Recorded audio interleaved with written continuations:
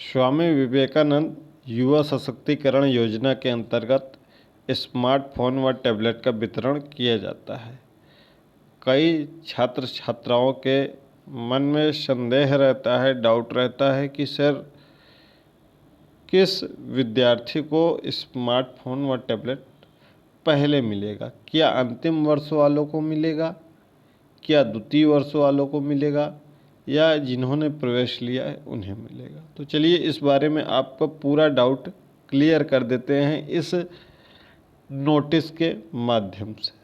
सबसे पहले तो आपको डिजी शक्ति पोर्टल पर ई-केवाईसी करना है। ई-केवाईसी की वीडियो आपको डिस्क्रिप्शन बॉक्स में मिल जाएगी, वहां से आप ई-केवाईसी कर सकते हैं। उसके बाद हम जानेंगे कि इस योजना का लाभ किसको सर्वप्रथम मिलता है, किसको उसके बाद मिलता है। तो एक एक करके इस नोटिस को हम पूरे ध्यान से पढ़ते हैं। स्वामी विवेकानंद युवा सशक्तिकरण योजना के अंतर्गत टैबलेट, पीसी व स्मार्टफोन के वितरण हेतु वरीयता के निर्धारण के संबंध में, ठीक है, यह क्या संबंध है इसको हम देख लेते हैं। पहला है कि प्रथम चरण में पात्रता को पूर्ववत रखते हुए विभागों संस्थाओं के अंतर्गत ऐसे लाभार्थी जो कि अपने अध्ययन कोर्स के अंतिम वर्ष में पढ़ रहे हैं अथवा जिनके कोर्स की अवधि 1 वर्ष अथवा उससे कम है को वरीयता देते हुए प्राथमिकता पर उन्हें टैबलेट, पीसी, स्मार्टफोन वितरित किए जाएंगे। प्राथमिकता के आधार पर सबसे पहले किसको मिलता है? सबसे पहले जो अंतिम वर्ष में पढ़ रहे हैं, जो भी उनका पाठ्यक्रम है। अगर उनका पाठ्यक्रम 5 वर्षीय है तो उनके 5वें वर्ष में, अगर उनका पाठ्यक्रम 4 वर्षीय है तो 4थे वर्ष में, 3 वर्षीय है तो 3रे वर्ष में, 2 वर्षीय पाठ्यक्रम है तो 2रे वर्ष में, 1 वर्षीय पाठ्यक्रम है तो अंतिम सेमेस्टर में, ठीक है। तो इसमें उनको स्मार्टफोन वितरित किया जाता है।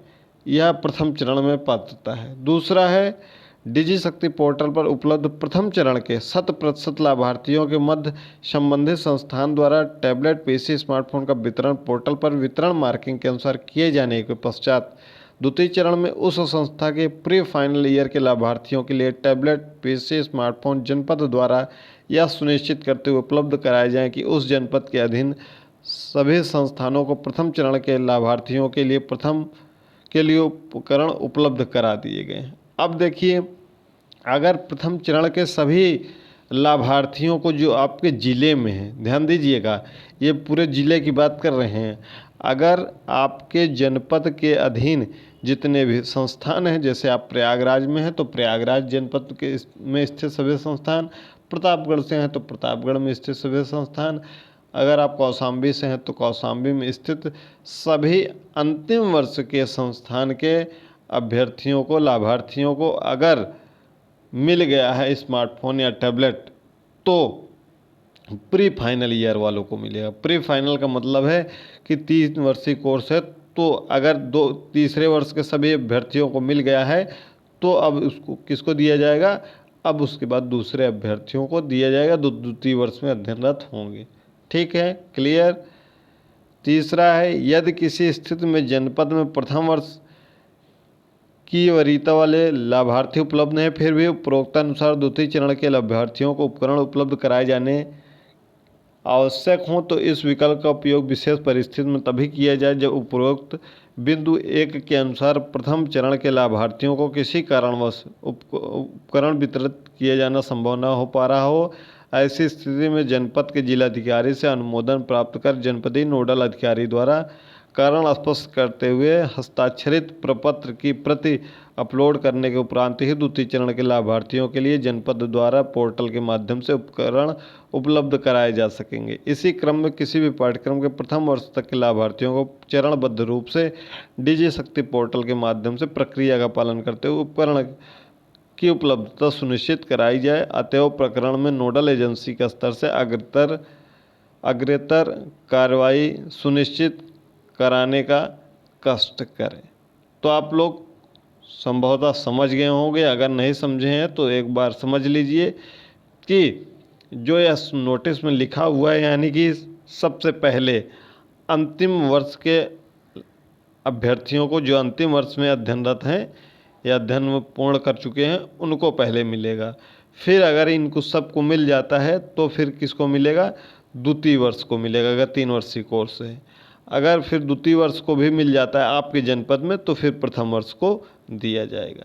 यानी कि अगर कहें तो अधिकतर लाभ, यानी कि अधिकतर या सुविधा अंतिम वर्ष वालों को मिलता है। लेकिन ई-केवाईसी आप तभी कर सकते हैं जब आपके कॉलेज से आपका डाटा फिट कर दिया जाएगा, उसके बाद ही आपका ई-केवाईसी का ऑप्शन आएगा। इसको हमने कई बार आपको बताया है कि आप ई-केवाईसी तभी कर सकेंगे जबकि आपके कॉलेज, आपके संस्थान, आपके महाविद्यालय द्वारा ऑनलाइन आवेदन कर दिया जाएगा डिजिशक्ति पोर्टल पर। उसके बाद एक अर्धमासिक चक्र होता है, फिर उस चक्र के बाद आप अपना ई-केवाईसी कर सकते हैं। इसके बारे में हमने पूरी डिटेल से आपको जानकारी दी है, कब आपके कॉलेज ऑनलाइन आवेदन करते हैं, कब आप ई-केवाईसी करते हैं, इनके बारे में पूरा डिटेल प्लेलिस्ट ही बना हुआ है। टैबलेट स्मार्टफोन अपडेट के नाम से एक प्लेलिस्ट है यूट्यूब चैनल पर।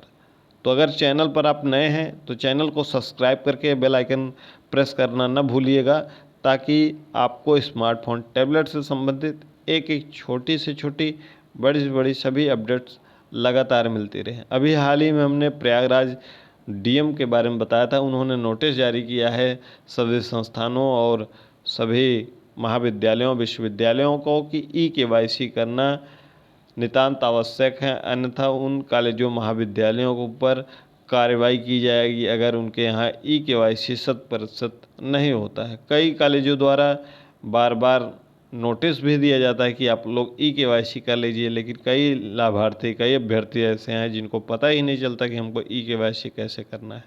तो वीडियो को जमकर शेयर कर दीजिएगा, लाइक कर दीजिएगा, चैनल पर नए हो तो चैनल को सब्सक्राइब करके बेल आइकन अवश्य प्रेस कर दीजिएगा, ताकि आपको ऐसे ही ऑथेंटिक अपडेट लगातार मिलती रहें। मिलते हैं अगली वीडियो में।